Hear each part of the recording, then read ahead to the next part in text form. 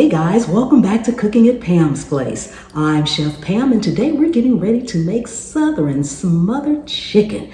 Oh my goodness. And if you want to learn how to make all kind of homemade food and dishes, easy, simple, made from scratch, take a second and subscribe to the channel. Make sure to turn on the notification bell so you'll always get my recipes every time I upload them. And then just keep hanging around because I have a whole channel full of recipes that'll get you there.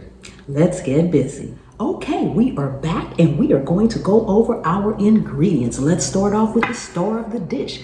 We have chicken leg quarters. That's your thigh and your leg that's still connected. You can cut them or separate them. You can use any part of the chicken you want, but for this recipe, the juicier parts are going to be your dark meat, your legs, and your thighs. We have some all-purpose flour, a couple of onions, a few cloves of garlic. We have some thyme, celery seeds, sage, onion and garlic powder, salt, and pepper. Now, we do have a few more ingredients that we're going to put in the recipe, but we'll get to those as we go along making it. Okay, let's start on our prep work.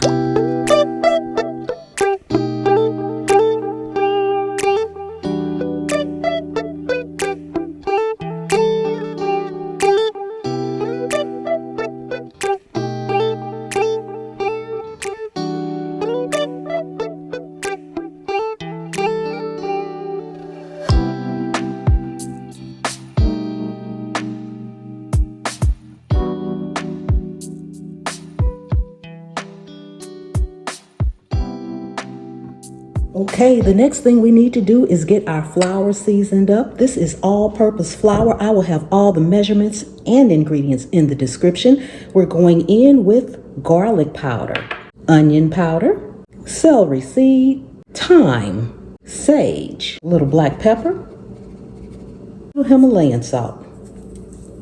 We want to combine this really well. We're going to keep this seasoned flour after we flour our chicken.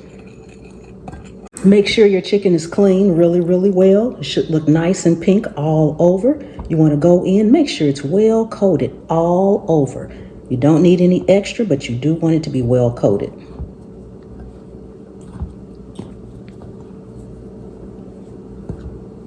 Get all in the little crevices. Shake the extra off. Then you just want to sit it on a plate. Do all of your chicken like this until you're all done, and we'll be back.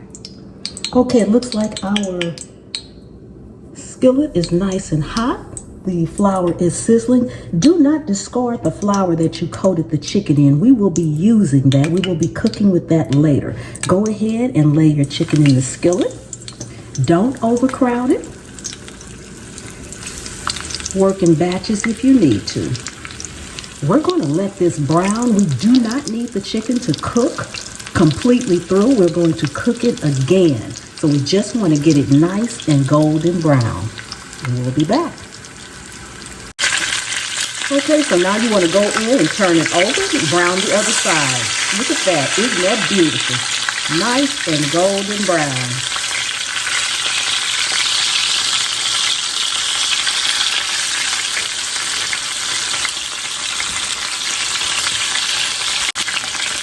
Now we're going to remove the chicken from the skillet. Leave your skillet on. Leave the oil in the skillet. Put your chicken on a plate. Nice and golden brown. We want to go in with our onions and cook those for a few minutes so they become nice and tender. Now that our onions have cooked down really well and they're starting to brown, you want to go in with your garlic. Cook that for just about a minute. Now we're going to remove all of our onions and garlic from the skillet and remove half of the oil, just about half. You don't have to measure, just pour some of your oil out of your skillet. Now it's time for us to get our onion gravy made. You want to go in with some of that seasoned flour, about 3 tablespoons full. Go ahead and get that stirred up really well. You want to cook your flour until it starts to turn a good, nice golden brown. Just stirring occasionally. You don't want it to stick or anything or get too brown. Then we're going going to pour in 2 cups of broth. Now I am using half and half. I have half beef broth, a cup of beef broth, and a cup of chicken broth. You can use all of either, all broth of chicken or all beef broth. It is smelling like Thanksgiving up in here. Oh my goodness, with all those seasonings. Now when you pour in your broth, you want to continue to stir. So we're going to go ahead and get our broth in.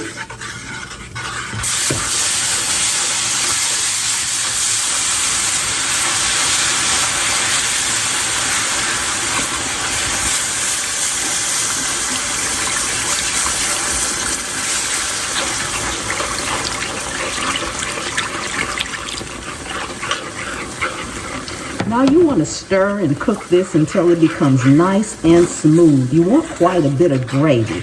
Then we're going to add in our other ingredients. While this is also cooking down, you want to go in with a half a stick of butter and let that melt into this gravy. It's going to give it an awesome richness. And we're going to let that butter melt and we'll be back. Now that our butter has melted and it's been simmering for about maybe 5 minutes, we're going to go in with some heavy cream. Now, if you don't have heavy cream, you can go in with milk. You want to pour in just about a half a cup. It's going to thicken it up even more and provide that richness that we want for our gravy. Oh my goodness, if you guys can smell this, oh, it smells like Thanksgiving or Christmas today. Now we're going to go in with 1 bay leaf. And just let that bay leaf simmer in there with that gravy. And from here, you're going to go back in with your onions and garlic. Stir those in. Delicious, delicious, delicious. Now we're going to add back in our chicken. Get it good in there, really nice, covered up with that gravy. Again, don't crowd your skillet. Don't crowd your skillet. Now you want to go in and make sure all of your chicken is covered with this gravy. Then we're going to cover our skillet and we're going to let this cook until the chicken is done, the juices run clear. That's probably going to be about 30 minutes, 20 to 30 minutes. Turn your skillet down on low and just let it simmer.